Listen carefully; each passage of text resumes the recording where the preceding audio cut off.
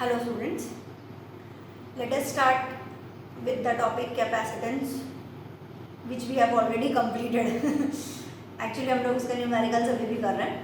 उससे पहले हम लोग अपनी वर्कशीट के 2 क्वेश्चंस हैं जिनमें डाउट्स रहा. It is good to see that almost all of you have completed except 3 of the students. चलिए क्वेश्चन नंबर 4. वहाँ पर ऐसा कुछ था क्वेश्चन नंबर 4 में कि भाई अगर हम लोग एयर में रखा हुआ है तो फोर्स कैसा होगा और अगर हम वाटर में रख दें तो कैसा होगा. कुछ बच्चों ने डायरेक्ट शायद नेट पे से या कहीं से सर्च मार के एटी वैल्यू भी फाइंड आउट कर ली और ऐसा ऐसा सब मुझे लिख कर दे दिया. मुझे वैल्यूज से मतलब नहीं है अनटिल एंड अनलेस आपको दी हुई ना हो. हमारे पास मेन जो फॉर्मूला है वो है F = 1/4πε0 Q1 Q2 upon R square और एक है F = 1/4πε Q1 Q2 upon R square. ये मुझे इसलिए लिखना पड़ रहा है कि कई बच्चों ने मुझे आंसर दिया कि नो इफेक्ट. नो इफेक्ट कैसे हो सकता है? हम लोग खुद F अलग अलग पढ़ रहे हैं. F इन एयर और वैक्यूम तो 1/4πε0 और F इन मीडियम तो हम लिख रहे हैं 1/4πε. जब मीडियम में और वैक्यूम या एयर में ε0 और एप्सिलॉन हमने अलग अलग लिखा तो डेफिनेटली हमारा आंसर अलग है. कम से कम 5 बच्चे ऐसे थे जिन्होंने आंसर दिया कि force will remain same. No, it will not remain same because F is inversely proportional to this value. ये वैल्यू कौन है? परमिटिविटी. ये है परमिटिविटी इन फ्री स्पेस, ये है permittivity in medium. Inversely proportional है. सबसे कम परमिटिविटी होती है ε0 की यानी एयर की सबसे कम. तो F in air will be maximum. ठीक है. The value of permittivity is least in air so force will be maximum in air. चलिए उसके बाद जो डाउट था वो आया क्वेश्चन नंबर 10 में. एक स्टूडेंट का राइट रहा, बाकी सब या तो रॉन्ग या आधा राइट और या फिर अटेम्प्ट ही नहीं किया. Only one of the student got right answer. हमारे पास में था एक इक्विलैटरल ट्रायंगल ABC. यहाँ पर 100, यहाँ पर शायद -100, यहाँ पर 1. ये D है जिसपे D के ऊपर कितना था डिडंट रिमेम्बर, शायद 75 आई थिंक वो था. यहाँ पे 10, ये वाला पार्ट भी 10, ये वाला भी 10. ठीक है. यहाँ का चार्ज 1, यहाँ पे 100, यहाँ पे -100, ऐसा पूरा हमारे पास में था. हम लोग पहले जो वैल्यू निकालेंगे वो AB की निकालेंगे. FAB = K QA QB upon AB का स्क्वायर. 9 × 10⁹, 100 × 100 अपॉन 10 का स्क्वायर यानी 10 × 10.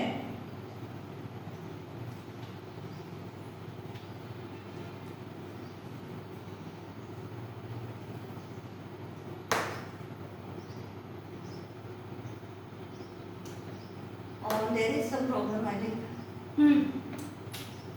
QA की वैल्यू हमारे पास 1 है.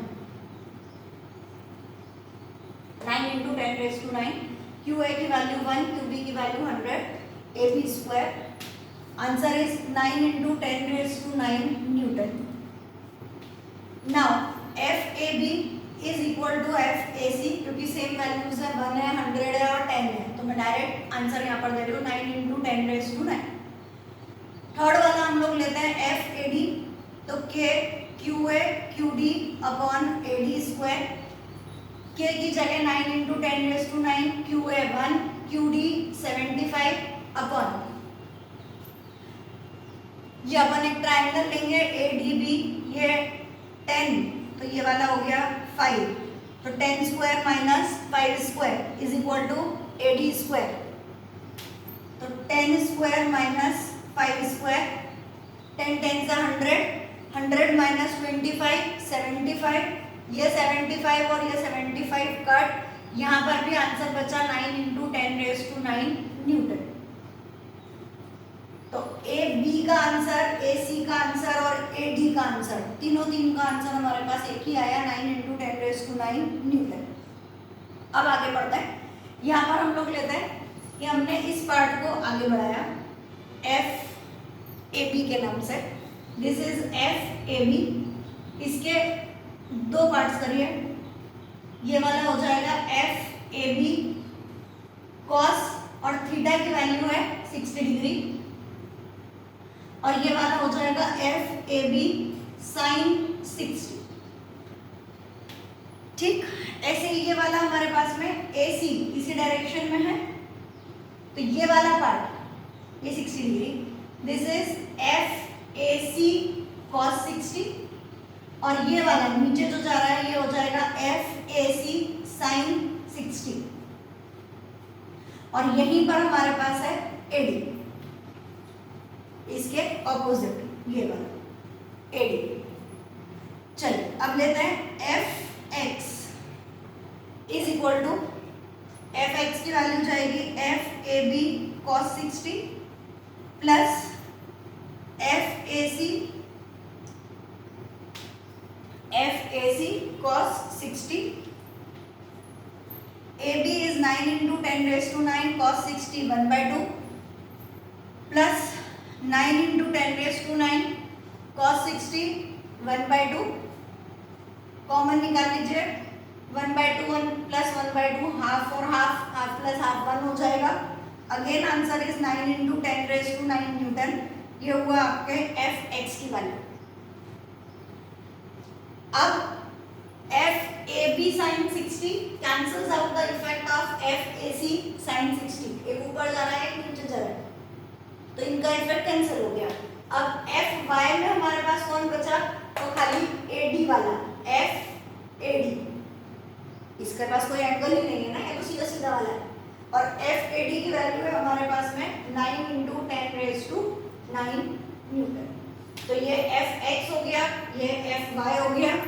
Resultant F R is equal to F X का स्क्वायर प्लस एफ वाई का स्क्वायर, 9 × 10⁻⁹ का होल स्क्वायर प्लस 9 × 10⁻⁹ का होल स्क्वायर। 9 × 10⁻⁹ कॉमन निकाल दीजिए, अंदर बचेगा √2। Final answer 9√2 × 10⁻⁹ Newton. Question number 10। ये वर्कशीट के हमारे दो क्वेश्चन में जो मेन डाउट था, उसके अलावा बता देती हूँ आप लोगों की बहुत छोटी छोटी सी गलतियाँ हैं। जैसे वेरी फर्स्ट क्वेश्चन आप लोगों को सिंपल लिखना था, F is equal to K Q1 Q2 upon R square, और Q की वैल्यू फाइंड करनी थी। वहाँ पर क्या इशू हुआ वो भी मैं बता देती हूँ। अनडाउटेडली किसी ने कोई फॉर्मूले में गलती नहीं करी, ये सबसे बढ़िया बात है कि पूरे 10 क्वेश्चन में किसी ने कोई गलती फॉर्मूले से रिलेटेड नहीं करी, किसी को कोई मेथड का इशू नहीं था, वेरी गुड, उसके लिए मुझे कोई प्रॉब्लम नहीं है। लेकिन दुख इस बात का है कि आप लोगों ने जो गलती करी वो है कैलकुलेशन में। कैसे कैलकुलेशन आप लोग गलत कर रहे हैं मुझे नहीं पता चला। It is F R square upon के,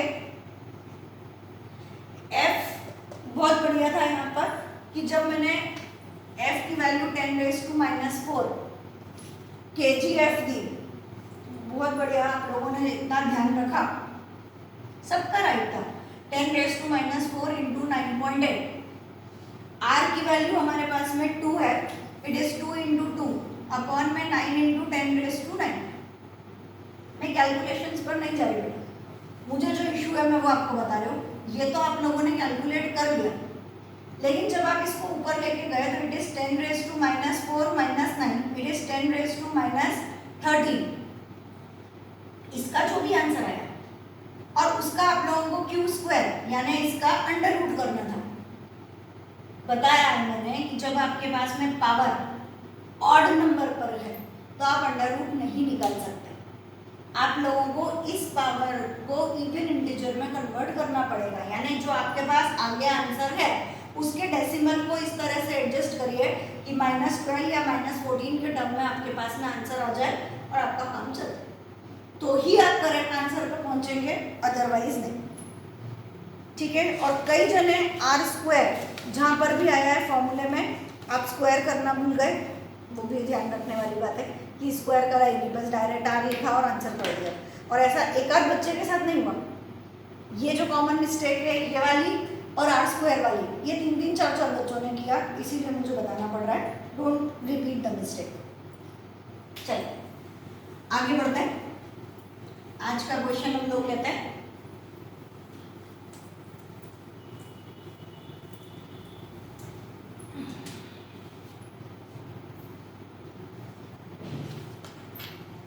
आज जो क्वेश्चन करा रहे हो कैपेसिटेंस के ही हैं, बट अपने आप में थोड़े से अलग हटके है ना। इनका लेवल जो कल कराया डेफिनेटली उनसे ऊपर है। कल जो दिया था मोस्ट ऑफ यू आप लोगों के मैंने आंसर्स देख लिए, बढ़िया है। सिर्फ आदत डालिए कि आप लोगों के पास जो भी क्वेश्चन है उसका इक्विवेलेंट डायग्राम बनाएं, कि जब हम इन दो को पैरेलल में लेंगे तो अगला वाला कैसा होगा। इस तरीके से उनके इक्विवेलेंट डायग्राम्स बनाने की आदत डालिए, आप कभी गलती नहीं करेंगे।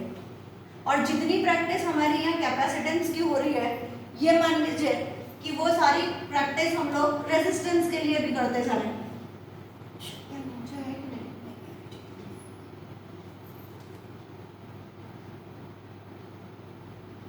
प्रैक्टिस तो है।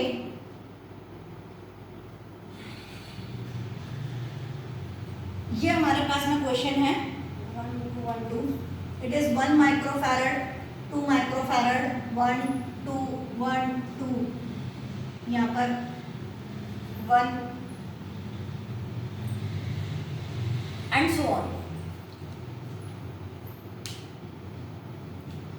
क्वेश्चन दे रखा है find the capacitance of infinite ladder.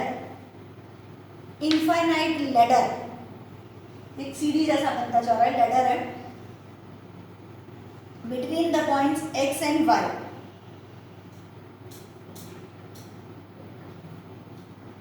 ठीक, स्टेटमेंट लिखिए, let the equivalent capacitance,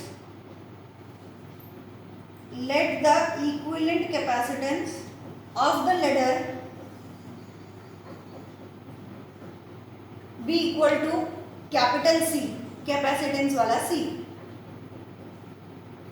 Since the ladder is infinite,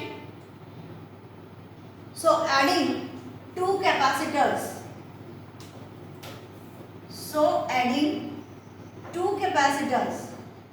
of 2 microfarad and 1 microfarad will not affect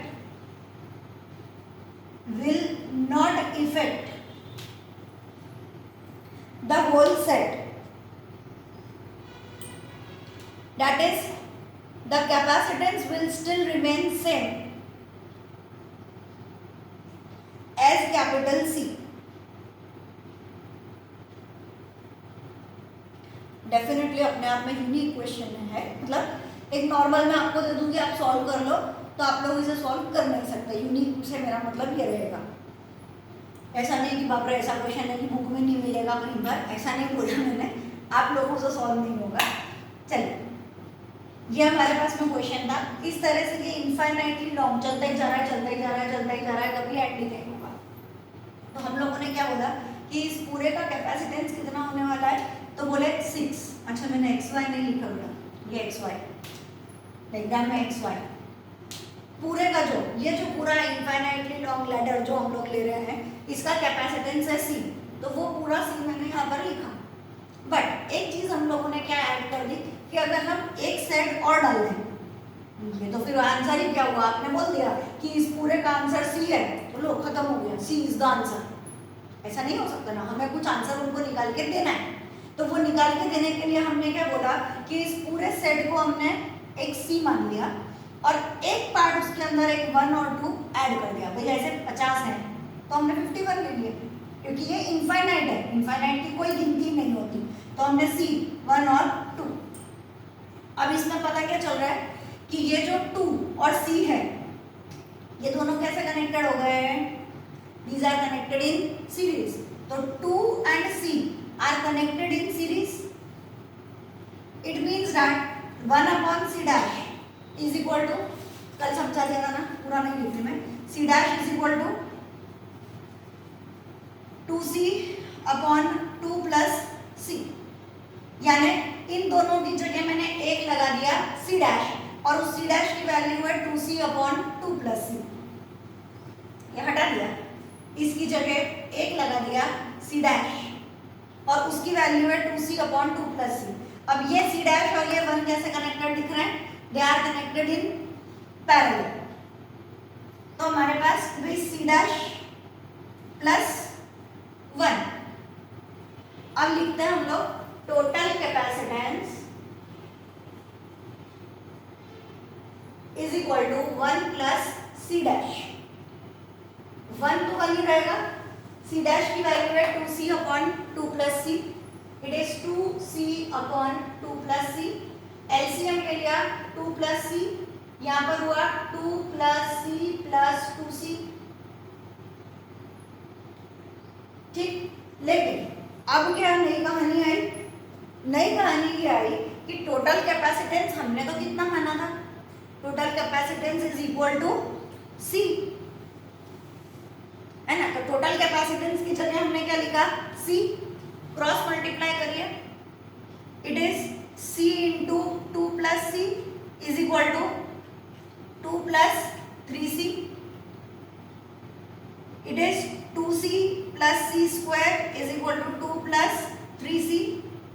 सब कुछ एक तरफ लाइए, c square minus 3c plus 2c, it is minus C minus 2 is equal to 0। Quadratic equation बन गई। Quadratic equation it is c square minus C minus 2 is equal to 0। Splitting the middle term, C square minus C minus 2 is equal to 0, sorry it is minus 2c plus C minus C, C square minus 2c plus C minus 2 is equal to 0। C common, C minus 2 plus 1 common, C minus 2 is equal to 0। एक bracket में सी minus 2, दूसरे bracket में C plus 1 is equal to 0। C minus 2 is equal to 0 और C plus 1 is equal to 0। C की value 2 या C की value minus 1। Definitely capacitance की value हम लोग नेगेटिव नहीं ले सकते, तो हमारा फाइनल आंसर होगा C is equal to 2 micro farad.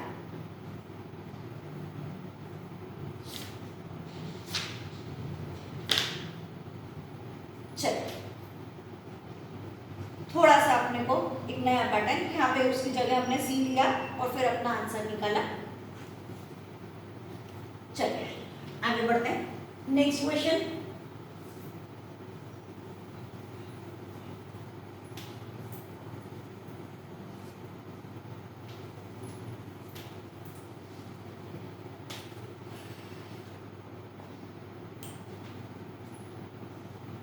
Find the effective capacitance, वो तो होगा वही है, वैल्यूज में बाद में लिखवा देते हो। डायग्राम 2 मिनट दीजिए ड्रॉ करने के लिए।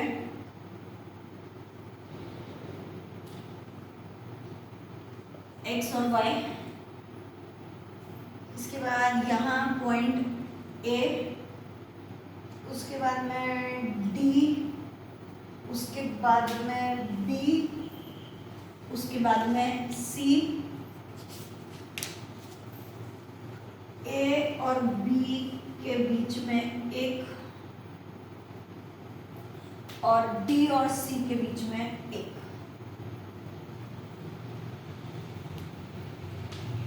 C1 C2 C1 C2 C3 C4 C5 C3 C4 C5, ये पूरा अरेंजमेंट वैल्यूज लिखना पड़ेगी। C1 is equal to 5 microfarad, C1 is equal to 5 microfarad, C2 10, C3 2, C4 4 and C5 10। चलिए स्टार्ट करते हैं। X से शुरू होके A तक पहुंचना है, तो डेफिनेटली हमें X से शुरू होके ए तक पहुंचना है। अब ए से C1 कनेक्टेड है जो B तक जा रहा है, एक एक उस पे चलिए ब्रांच पे, A से C1 और C1 से B। तो A से C1 और C1 से B, इसका काम खत्म हो गया। अब A से ही चलिए C3 और C3 कनेक्टेड टू D, यहां तक चलना पड़ेगा हमें। तो A, ये C1 था, A से C3 और C3 से कनेक्टेड है D, हो गया। आगे अब क्या लेंगे, D और B के बीच में आ रहा है C5, तो D और B के बीच में आ रहा है C5, ये भी हो गया। अब D से C4 और C4 से Y, D से C4 और C4 से C और C से Y। उसके बाद में दूसरे पे चलिए, B से C2, C2 से C, B से C2, C2 से C और C से Y, C से Y। ये पूरा पार्ट हमारा कंप्लीट हुआ। क्या करा हम लोगों ने, A से दो रास्ते जा रहे हैं, पहला रास्ता C1 और C1 से B, पहला रास्ता C1 C1 से B, दूसरा रास्ता C3 C3 से D, C3 C3 से D। अब B और D के बीच में C5, तो B और D के बीच में C5। उसके बाद में B से C2 C2 से C, B से C2 C2 से C और C से Y, ये काम खत्म। ऐसे यहाँ से D से C4, C4 से C और C से Y, D से C4, C4 से C और C से Y, ये पूरा आपका इक्विवेलेंट देगा, यहाँ तक पहुँचेंगे। उसके बाद में वैल्यूज हम लोगों को जो दे रखी है 5 10 2 4, 5 10 2 4 और बीच वाले की हमें वैल्यू दे रखी है 10। बहुत बहुत और बहुत ज़्यादा इम्पोर्टेंट पॉइंट, सबसे ज़्यादा इम्पोर्टेंट पॉइंट क्या है कि जब हमारे को इस तरह का कोई डायग्राम होता है, ये इस चैप्टर के अंदर टॉपिक नहीं कवर अप होता, ये टॉपिक हमारा कवर अप होता है जब हम व्हीटस्टोन ब्रिज के बारे में पढ़ते हैं, है ना। वहाँ पे पूरा करंट का डिस्ट्रीब्यूशन वगैरह हमारे पास में आता है, ये चार्ट चल रहा है, वहाँ करंट का बराबर डिस्ट्रीब्यूशन होता है, उस टॉपिक का नाम होता है व्हीटस्टोन ब्रिज। उस व्हीटस्टोन ब्रिज में हम लोग ये बोलते हैं कि ये जो ब्रिज है, मैं वहाँ वाले चैप्टर की बात कर रही हूँ, यहाँ की नहीं, प्लीज़। मैंने ये नहीं बोला कि दिस इज व्हीटस्टोन ब्रिज, मैंने बोला कि व्हीटस्टोन ब्रिज भी ऐसा ही दिखता है, खाली सी की जगह रेजिस्टेंसेस होते हैं और जो हम चार्ज बात कर रहे हैं उसकी जगह करंट की बात होती है। बट क्यों पढ़ा रही हूँ वो समझिए कि व्हीटस्टोन ब्रिज में हमें बोला जाता है कि we have 4 arms, AB, BC, AD and DC, ये 4 आर्म्स हैं। इन 4 आर्म्स में अगर हम यहाँ पे रेजिस्टेंस लगाते हैं तो P अपॉन Q, मतलब ये एक P upon Q is equal to R upon S। अगर ऐसा है तो ये जो बीच वाला है इट इज निग्लेक्टेड। क्या बोला कि अगर P upon Q is equal to R upon S, then this middle one is neglected. ऐसा इसलिए कि इनके रेशियो सेम है, 5 अपॉन 10 कितना आया 1/2, ऐसे 2/4 कितना आया 1/2। अगर सेम रेशियो दोनों साइड का आता है तो हम क्या करते हैं, तो हम इस बीच वाले को निग्लेक्ट आउट कर देते हैं।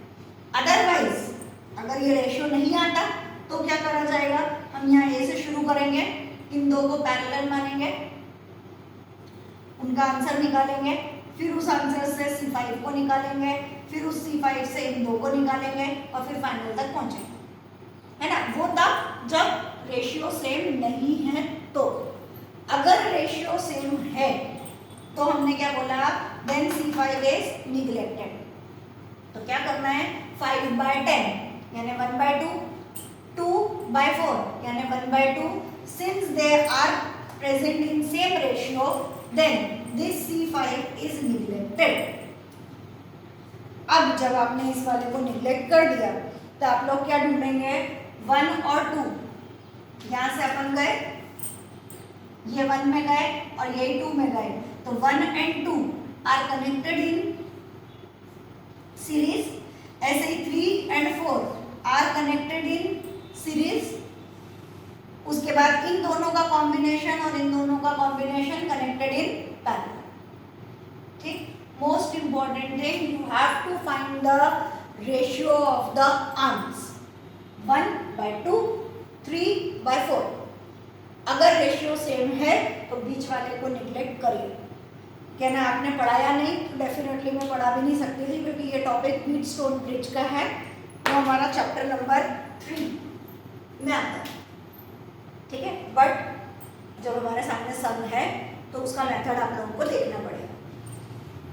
चलो, अभी तो पता चल जाएगा, सॉल्व करके दूं, मेरे हिसाब से जरूरत नहीं है आप लोगों को, है ना. C' is equal to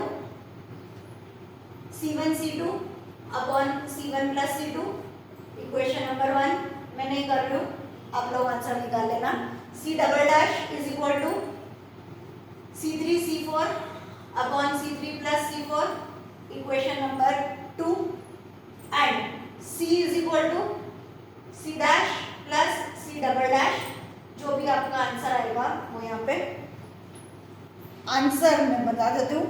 final answer है 4.67. It is 14/3. आंसर है 14/3 माइक्रोफैराड. थोड़ा सा हम एक आध क्वेश्चन ज़्यादा कर लेंगे, अगर हम ये लिखेंगे नहीं, मतलब सॉल्व नहीं करेंगे तो बच जाएगा मेरा टाइम. चलिए आगे बढ़ते हैं.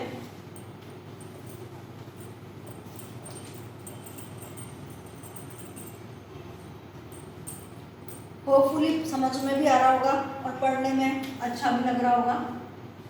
कुछ अलग ही हटके टॉपिक्स हमारे चल रहे हैं. ये मैंने बैटरी लगाई यहाँ, या मैं सोच रही ना कि मैम भूल गई, एक लाइन बड़ी एक लाइन छोटी कर दी. पता चला कि कैपेसिटर बनाते बनाते बोले आपसे गलती हो गई होगी. गलती नहीं हुई है, बैटरी है. कई बार ऐसा हो जाता है, बोले मैम आपने गलत ड्रॉ कर दिया.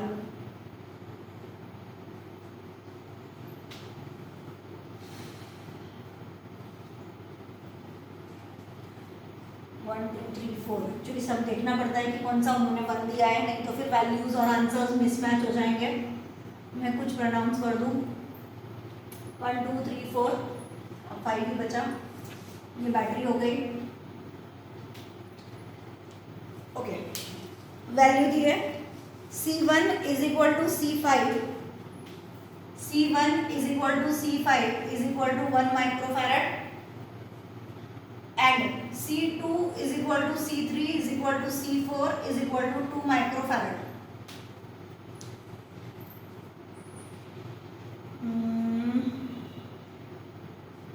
Okay. Value of V is battery का वोल्टेज जो मैंने रखा है. Voltage of battery is 6 volt.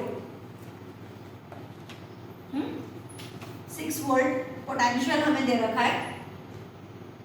Question है find the total energy store in the network given.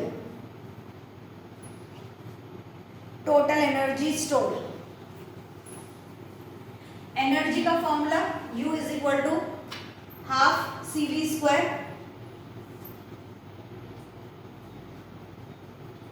C हमें ढूंढना पड़ेगा, V हमें दे रखा है, इट इज 6 वोल्ट. तो नेचुरल सी बात है, मेन काम क्या हो गया, C की वैल्यू फाइंड करनी है. C की वैल्यू के लिए चलिए एरो मार्क, एरो मार्क. ये एरो मार्क 3 पार्ट्स में डिवाइड हो गया. यहाँ वाला एरो मार्क यहाँ पे और यहाँ पे कैसा जा रहा है सीरीज में, तो पता चलेगा कि C2 and C3 are connected in series. तो हम लोग लेंगे C' is equal to C2 C3 upon C2 plus C3। इन दोनों की जगह एक लगा दीजिए,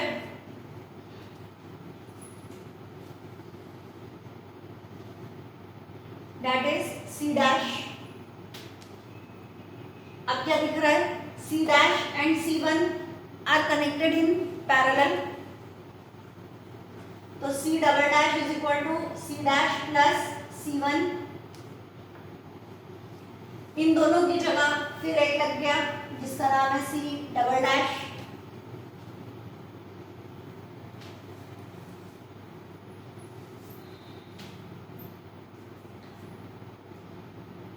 अब आगे बढ़े तो ये वाला जो आपका C डबल डैश जा रहा है, ये C डबल डैश और ये वाला C4, they are connected in series. C double dash and C4 are connected in series।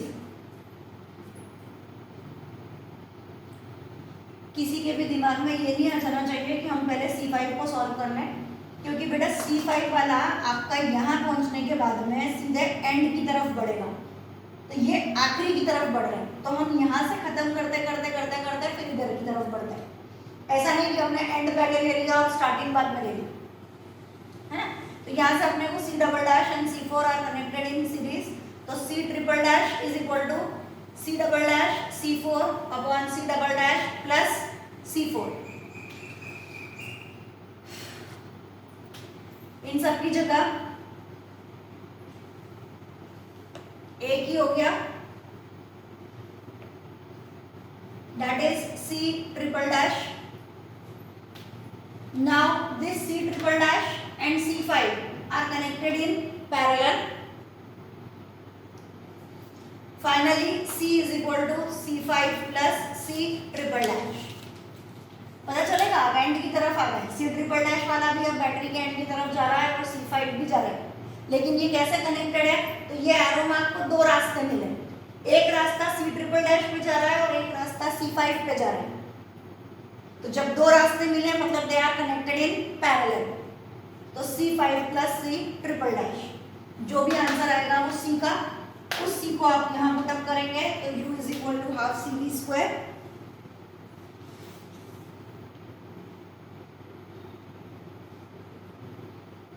V जो है वो वोल्ट में दे रखा है और ये सब माइक्रोफैरड में है, तो डेफिनेटली एनर्जी जूल में आएगी, और जूल में आने के लिए आपको माइक्रोफैरड को फैरड में कन्वर्ट करना पड़ेगा। Final answer, okay, final answer is 3.6 into 10 raised to minus 5 joule. Answer is 3.6 into 10 raised to minus 5 joule, ये फाइनल आंसर है।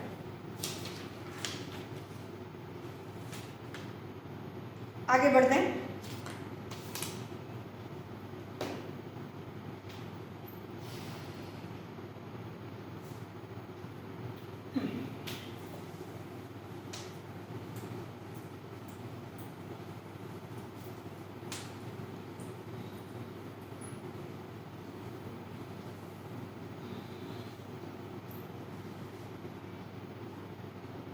बढ़िया,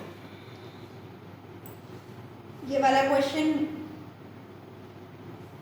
जो मैं लिखवा रही हूँ इसे इम्पोर्टेंट मार्क करके कर लीजिए सभी जन। A capacitor is filled with two dielectrics of same dimension but of dielectric constant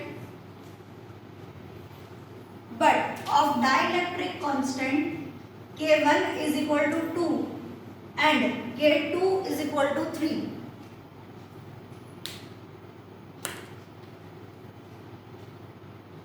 Find the ratio of capacities. Find the ratio of capacities in two possible arrangements.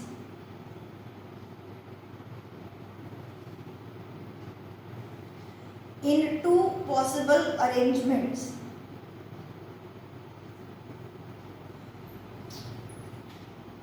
Question ही इतना ही है। एक कैपेसिटर है जिसको हम लोगों ने दो डाइलेक्ट्रिक्स के साथ में फिलअप कर दिया, कैपेसिटर एक।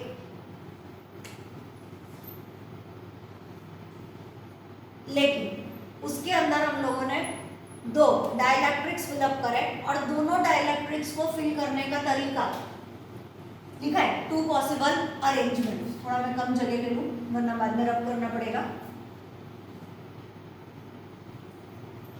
टू पॉसिबल अरेंजमेंट्स कैसे हैं कि हम लोग जो K1 और K2 फिल करने का तरीका है उसमें K1 को ऊपर ले लिया और K2 को नीचे ले लिया। और एक तरीका हमारे पास पॉसिबल हो सकता है कि ये भी कैपेसिटर है बट आधे में K1 डाल दीजिए और आधे में K2 डाल दीजिए। यहाँ पर भी आ गई है लेकिन आधा ये वाला और वहां पर आधा ऐसे वाला। क्या डिफरेंस पता चलेगा दोनों के अंदर? दोनों में डिफरेंस पता चलेगा कि अगर हमने इसका एरिया रखा है जो कॉमन होता है कि भाई area is equal to capital है ना, और the distance between the two plates जो भी हम लेते हैं वो हमारे पास होता है d। तभी तो C का फॉर्मूला होता है C is equal to epsilon 0 A by D for parallel plate capacitor. अब यहाँ पर क्या हुआ कि जो K1 है वो हमने ऐसे, ये जो डिस्टेंस था ये टोटल डिस्टेंस है d, इसमें से आधे में हमने d/2 भर दिया और इस आधे में d/2 भर दिया। क्या करा? d/2 में K2 वाला भरा और इस d/2 वाले में K1 वाला भरा। और यहाँ पर ये डिस्टेंस तो d ही है, फिर आधा क्या कर दिया, ये वाला एरिया A/2 में K1 भर दिया और यहाँ A/2 में K2 भर दिया। नहीं पता चला? अपने पास पैरेलल प्लेट कैपेसिटर, ये पैरेलल प्लेट, इस पैरेलल प्लेट को हमने ऐसे रखा है ना, ऐसा रख के हम लोगों ने ये ऐसे जो लेंथ वाइज जा रहा है इसके अंदर हम लोगों ने दो अलग अलग मीडियम भर दिए K1 और K2। तो एरिया तो पूरा कवर किया K1 ने और K2 ने, क्या नहीं कवर किया? तो जो सेपरेशन था वो d था, आधे में d/2 में K1 भरा और d/2 में K2 भरा। और दूसरे अरेंजमेंट में हमने पैरेलल प्लेट सेम है, सब कुछ सेम है, खाली क्या किया, एरिया वाइज आधा एरिया K1 को दे दिया, आधा एरिया K2 को दे दिया। इतना सारा क्यों समझा रही हूँ? बार बार अरेंजमेंट के ऊपर हम लोग चल रहे हैं। ऐसा इसलिए कि ये जो अरेंजमेंट है d/2 वाला, इसमें अगर हम लोग बात करें तो यहाँ से हम लोग जब चार्जेस की बात कर रहे हैं तो हम मानेंगे कि these two are connected in series। ये प्लेट और ये प्लेट, और हमने ऐसा यहाँ पर रखा है K1 और यहाँ पर रखा है K2। अभी पता चलेगा। ऐसे ये दो प्लेट्स, ये वाली वो दोनों प्लेट है ना, और रखा कैसा है, ये K1 और ये K2। अभी पता चला, जो इधर है वो इधर है, वो इधर है, कनेक्टेड इन सीरीज। और यहाँ पे कैसा हो गया कि जो चार्ज था वो ऊपर और नीचे दो चीजों में डिस्ट्रीब्यूट हुआ। तो ये कैसा कहलाएगा कि K1 and K2 are connected in parallel. ठीक, इस केस में K1 एंड K2 पैरेलल, इस केस में K1 and K2 connected in series. पता चला? ओके। अब C1 is equal to, formula होता है C is equal to epsilon 0 A/D। जब हमारे पास में ये आ गया ऑन मीडियम तो हम क्या लिखते हैं, एप्सिलॉन A/D। और एप्सिलॉन A/D को हम लोग जब चेंज करते हैं तो वो क्या हो जाता है, K एप्सिलॉन 0 A/D। ये नॉर्मल फॉर्मूला हुआ। अब इसमें हमें 1 1 डालना है, K1 A1 D1। K1 की वैल्यू है 2, epsilon 0 as it is, A1 तो A ही है, इस वाले में तो हमने चेंज किया ही नहीं, A इज A, और D1 इज D/2। ऊपर भेजिए, कितना हो गया, 2 2 4 epsilon epsilon 0 a by d। अब C2 को ढूंढिए। C2 का रहेगा K2 epsilon 0 A2 upon D2। K2 की वैल्यू 3 एप्सिलॉन 0। इस वाले डायग्राम में एरिया हमने लिखा है, एरिया इज ए ही रखिए। और D2 की वैल्यू कितनी आ रही है? It is D bye 2। 2 को ऊपर भेजो, it is 3 2 6 epsilon 0 A by D। C1 की वैल्यू हो गई, C2 की वैल्यू हो गई। हमने बोला दे आर कनेक्टेड। कैसे कनेक्टेड है? In series. सीरीज के अंदर C is equal to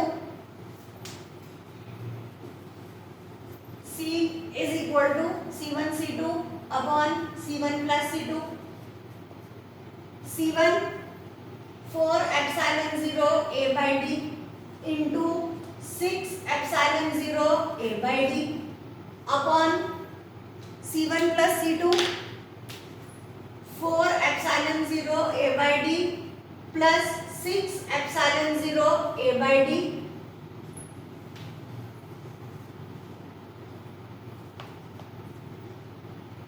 C is equal to ऊपर 4 6 24 epsilon 0 square A square upon D square divided by ये D 6 और 4 10 मैं ऊपर पहुंचा देती हूँ।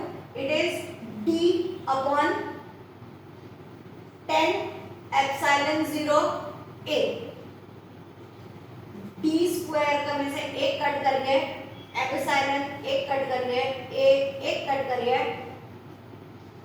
C is equal to 24 by 10 epsilon 0 A by D।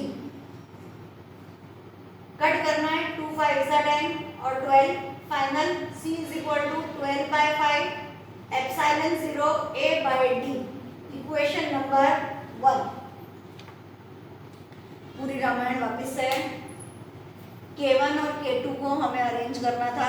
हमने अरेंज किया इस तरीके से और इस तरीके से। इस तरीके को हमने बोला सीरीज, इस तरीके को हमने बोला पैरेलल। हमें इन दोनों का रेशियो ढूंढना है। तो पहले C की वैल्यू ढूंढी। अब इस वाले में चलिए। इस वाले अरेंजमेंट में हमने बोला K1 and K2 are connected in parallel. तो पैरेलल तो बाद में, पहले वैल्यू तो ढूंढे। इसको हम लोग नाम दे देते हैं, वहाँ 1 और 2 दिया था, यहाँ 3 और 4 ले लेते हैं। C3 is equal to K3 epsilon 0 A3 upon D3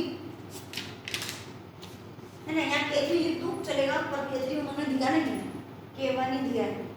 इसको C3 ले लो, यहाँ K1 ही चलने दो। K1 की वैल्यू 2 एप्सिलॉन 0। एरिया कैसा हो गया है? A बाय 2 और D जो है वो सेम। 2 और 2 cut, epsilon 0 A by D बचा। ऐसे ही C4 is equal to K2 epsilon 0 A4 upon D4। K2 की value 3 epsilon 0 as it is. Area आधा कर दीजिए और D4 इज D। फाइनली बचा 3 by 2 epsilon 0 A by 2। Both are connected in parallel. तो यहाँ C का C dash is equal to C3 plus C4 epsilon 0 A by D plus 3 by 2 epsilon 0 A by D 1 plus 3 by 2 LCM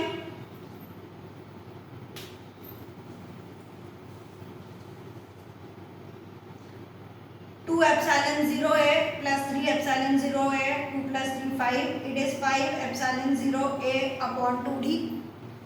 equation number 2। 1 और 2 को divide करिए।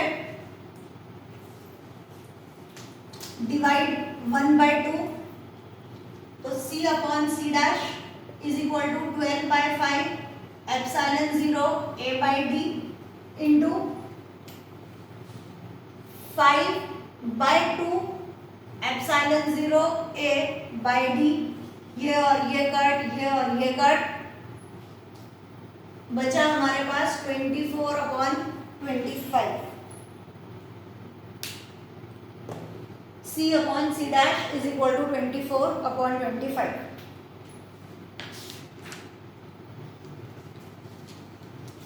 चलिए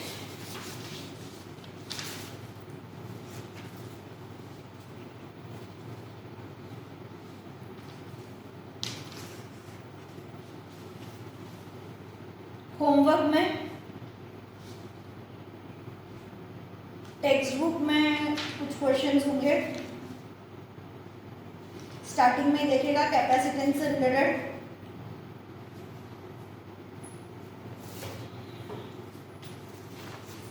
capacitance से related question हमारे पास में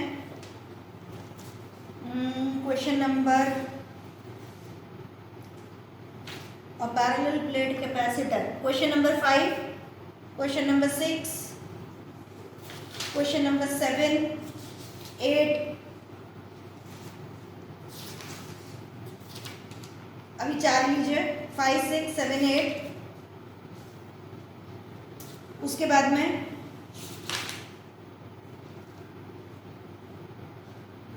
क्वेश्चन है what is the area of plate of, question number ढूंढ के दे रहे हो 2 मिनट, मिल नहीं रहा मुझे। मिला 24।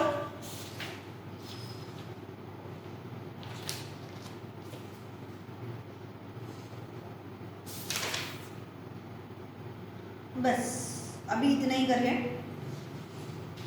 बाकी फिर हम लोग क्लास में देखेंगे। चलो बाय।